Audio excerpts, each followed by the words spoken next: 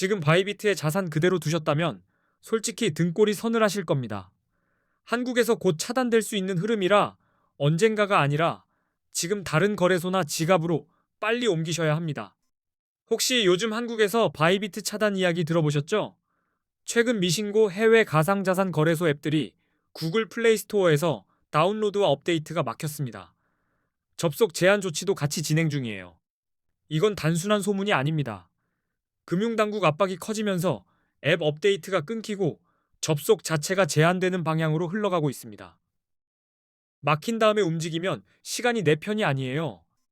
핵심 원인은 금융정보분석원 FIU에 정식 신고하지 않은 해외 거래소들입니다.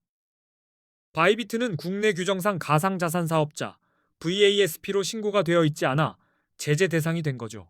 그리고 구글 정책도 작동했습니다.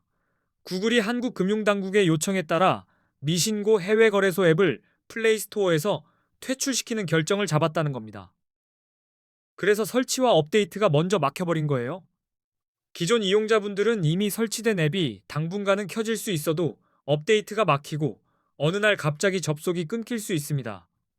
바로 이 예고 없는 셔터가 가장 무섭습니다. 신규 이용자분들은 더 어렵습니다.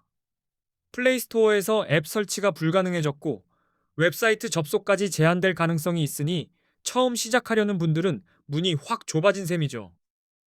일부는 앱을 삭제한 뒤 VPN으로 우회 접속을 하기도 합니다. 길은 있을 수 있어요. 하지만 그건 보안 및 법적 리스크를 본인이 감수하는 방식입니다. 저는 우회보다 이동이 훨씬 현실적이라고 봅니다. 그래서 지금은 바이비트에 있는 자산을 신속히 다른 곳으로 옮겨야 하는 상황입니다. 가장 깔끔한 선택은 개인 지갑으로 출금해 내 자산을 내 손에 쥐는 거예요. 차단이 와도 내 자산은 흔들리지 않습니다. 그리고 배경에는 세금 이슈도 있습니다. 국내 거래소는 앞으로 과세가 붙을 예정인데 해외 거래소는 세금 부과가 어렵겠죠. 그래서 금융당국이 이번엔 칼을 뽑아든 거라는 해석이 많이 나옵니다. 그렇다고 국내 거래소가 완벽한 대안이냐 하면 선물 기준으로는 아쉽습니다. 국내는 레버리지 사용이 사실상 불가능하고 거래 수수료도 비싼 편이며 추후 세금까지 예정이라 저는 선물 단타 목적이라면 비추천입니다. 그래서 이번 사태 이후 한국인들이 실제로 가장 많이 가입하고 이동하는 거래소 5개를 제가 비교 분석해뒀습니다. 수수료가 저렴하고 레버리지 200배가 가능하고 원화 입금과 한글 지원이 되는 곳 위주입니다. 가입 시 $100를 지급하는 혜택까지 있는 거래소도 포함했습니다. 그 5개 거래소 정보는 이 영상 고정 댓글에 정리해뒀으니 일단 이동부터 마무리하고 차분히 확인해주세요. 자산을 옮기실 때는 서두르되 허둥대지가 핵심입니다. 출금 주소를 붙여 넣었다면 마지막 몇 글자만이라도 한 번 더 대조해보세요. 차단보다 무서운 건 내 실수로 보내는 겁니다. 네트워크 선택도 중요합니다.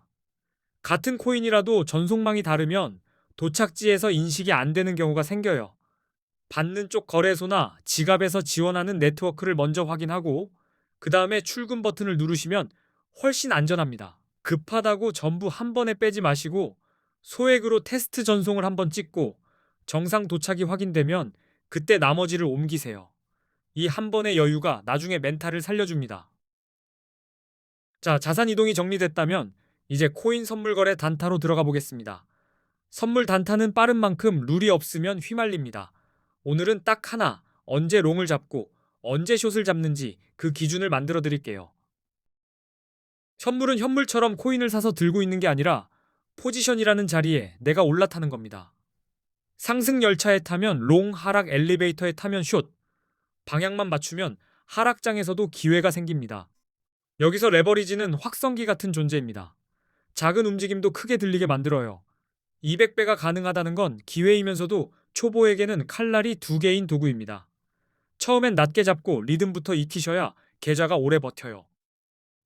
단타는 특히 큰 추세와 진입 타점을 분리해서 보셔야 합니다. 일봉이나 4시간봉으로 오늘 시장이 위를 보는지 아래를 보는지 먼저 정하고 15분봉이나 5분봉에서 들어갈 문을 찾는 방식이 훨씬 안정적입니다. 추세를 볼 때는 저점과 고점이 어떤 순서로 만들어지는지 먼저 보세요. 지표보다 빠르게 차트가 말해주는 문장이 바로 그 흐름입니다. 고점이 높아지면 상승, 저점이 낮아지면 하락, 이거 하나만 잡아도 매매가 단정해집니다. 단타에서 흔한 실수는 상승 추세인데도 RSI만 보고 무작정 숏을 치거나 하락 추세인데도 이쯤이면 반등하며 롱을 잡는 겁니다. 추세가 우선이고 지표는 확인 도구라는 순서를 꼭 기억하세요. 진입은 항상 근거가 겹치는 자리에서 하셔야 합니다. 추세가 맞고 거래량이 따라주고 이평선이나 지표까지 같은 방향을 가리킬 때 확률이 올라갑니다.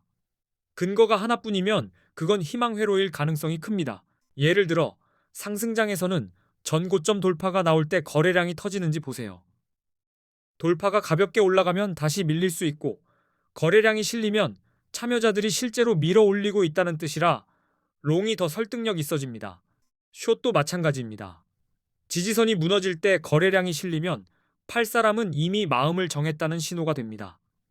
그때는 억지 반등을 기다리기보다 하락 흐름을 따라가며 숏을 고려하는 게 훨씬 합리적입니다. 뉴스는 방향을 만드는 불씨고 차트는 그 불씨가 실제로 번졌는지 보여주는 연기입니다. 좋은 뉴스가 나왔는데 차트가 못 올리면 심리가 약한 거고 나쁜 뉴스가 나왔는데도 가격이 버티면 하락 에너지가 소진됐을 수도 있어요. 그래서 뉴스와 차트를 항상 같이 보셔야 합니다. 이제 비트코인 같은 암호화폐는 변동성이 정말 큽니다. 그래서 진입 타이밍이 성패를 좌우해요. 들어가는 순간이 어긋나면 맞는 방향이어도 손이 먼저 털리는 경우가 생깁니다. 롱 포지션과 숏 포지션 개념부터 간단히 정리하겠습니다. 여기서 기준이 잡혀야 이평선이든 지표든 의미가 생깁니다. 롱 포지션은 비트코인 가격이 오를 거라 예상할 때 매수로 들어가는 겁니다. 쉽게 말해 상승에 베팅하는 거죠. 가격이 올라가면 내 포지션 가치도 같이 올라갑니다. 숏 포지션은 반대입니다. 가격이 떨어질 거라 예상할 때 하락에 베팅합니다. 가격이 내려가면 수익이 나는 구조라 하락장에서도 대응할 수 있습니다. 그럼 언제 롱을 잡아야 할까요? 롱은 상승이 힘을 얻었다는 신호를 확인하고 들어가야 합니다. 감으로 들어가면 시장에 헌금하는 속도만 빨라져요. 가장 먼저 보실 건 차트의 강한 상승 추세입니다. 비트코인이 상승 추세에 있고 여러 차례 고점을 높여가며 상승한다면 롱이 유리할 수 있습니다. 고점도 높고 저점도 높아지는 흐름, 그게 시장의 체력입니다. 기술적 분석에서는 50일 이동평균선이 150일 이동평균선을 돌파할 때 흔히 골든 크로스라고 부릅니다. 이건 강한 상승 신호로 해석되는 경우가 많아요. 다만 신호가 늦게 뜰 수 있으니 추세 확인 뒤에 확인용으로 쓰시면 좋습니다. 거래량도 꼭 같이 보세요. 가격이 상승할 때 거래량이 함께 증가하면 시장 신뢰도가 높아진다는 신호입니다. 상승이 더 강해질 가능성을 뜻하니 롱 포지션을 진입할 근거가 됩니다. 뉴스도 매매의 바람입니다. 규제 완화, 대형 기관 투자자들의 진입, ETF 승인 같은 긍정적인 외부 요인은 비트코인 가격을 끌어올릴 수 있어요. 이런 뉴스가 나올 때 롱 성공 확률이 높아질 수 있습니다. 정리하면 상승 추세에 거래량이 붙고 골든 크로스나 비슷한 긍정 신호가 겹치면 롱이 훨씬 편해집니다. 여러 증거가 한 방향이면 그게 단타에서 가장 강한 확률입니다. 이제 숏 포지션입니다. 숏은 가격 하락이 예상될 때 들어가고 그때도 신호가 있어요. 무서워서 피하는 게 아니라 증거를 보고 차분히 대응하는 겁니다. 우선 하락 추세를 봅니다. 가격이 지속적으로 낮아지는 패턴, 특히 저점이 계속 낮아지는 흐름이면 숏 포지션이 유리합니다. 시장이 한 계단씩 아래로 내려가는 중이거든요. 기술적 분석에서는 50일 이동평균선이 150일 이동평균선 아래로 내려갈 때 데드크로스라고 합니다. 하락 신호로 해석하는 경우가 많아요. 다만 이것도 뒤따라오는 신호라 이미 하락이 시작된 뒤에 보일 수 있다는 점은 꼭 염두에 두셔야 합니다. 거래량이 감소하는 모습도 하락을 예고할 때가 많습니다. 특히 가격이 오르는데 거래량이 줄어들면 상승세가 약해지고 있다는 신호일 수 있어요. 그럼 가격이 곧 하락할 가능성을 생각해야 하고 숏을 진입하면 성공 확률이 높아질 수 있습니다. 부정적인 뉴스도 가격 하락에 영향을 줍니다. 규제 강화, 해킹 사고, 주요 국가들의 암호화폐 규제 정책 강화 같은 소식은 가격 하락의 원인이 될 수 있어요. 이런 경우 숏 포지션이 유리할 수 있습니다. 여기서 보조 지표를 더하면 판단이 또렷해집니다. 비트코인 시장에서는 기술적 분석이 정말 중요하고 대표적으로 RSI, 맥디, 볼린저 밴드 같은 신호를 많이 봅니다. 지표는 내 감정을 잡아주는 안전벨트 같은 역할을 해요. RSI는 과매수 또는 과매도 상태를 판단하는 데 유용합니다. RSI가 70 이상일 때는 과매수로 해석되어 숏 포지션을 고려할 수 있고, 가격이 과열됐는지 체온계를 대보는 느낌으로 쓰시면 됩니다. 반대로 RSI가 30 이하라면 과매도로 해석되어 롱 포지션이 유리할 수 있습니다. 많이 팔려서 힘이 빠진 구간일 수 있으니까요. 다만 바로 반등 확정이 아니라 롱 가능성을 여는 신호로 보시면 실수가 줄어듭니다.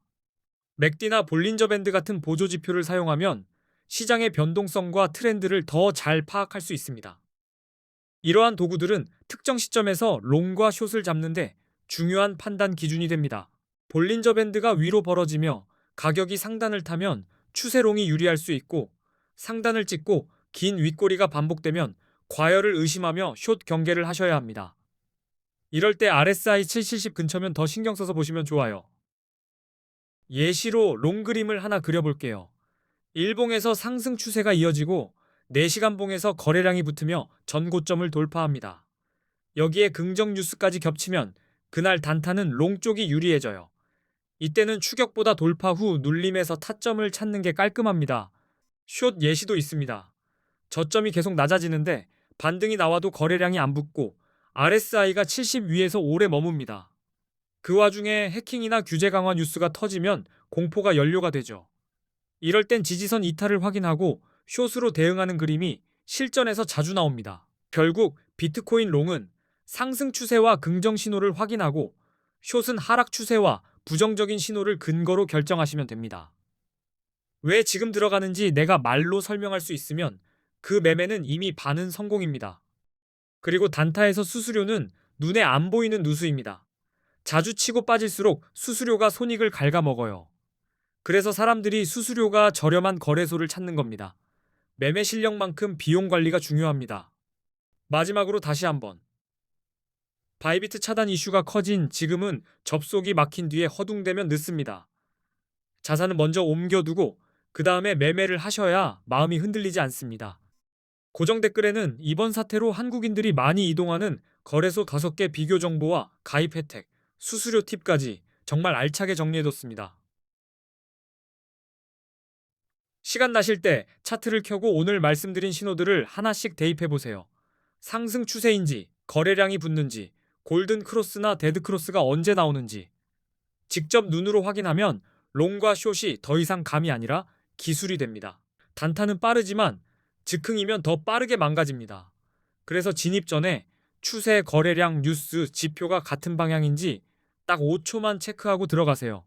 그 5초가 내 계좌를 지켜주는 가장 싼 보험입니다. 오늘 내용이 코인 선물 단타 하실 때 도움이 되셨나요? 앞으로도 초보자분들이 헷갈리지 않게 실전에서 바로 쓰는 기준들로 좋은 영상 계속 올리겠습니다. 끝까지 시청해주셔서 진심으로 감사합니다. 다음 영상에서는 진입 후 손절과 익절을 어디에 두면 좋은지, 그리고 레버리지 설정을 어떻게 잡아야 계좌가 오래 버티는지 더 현실적으로 풀어드리겠습니다.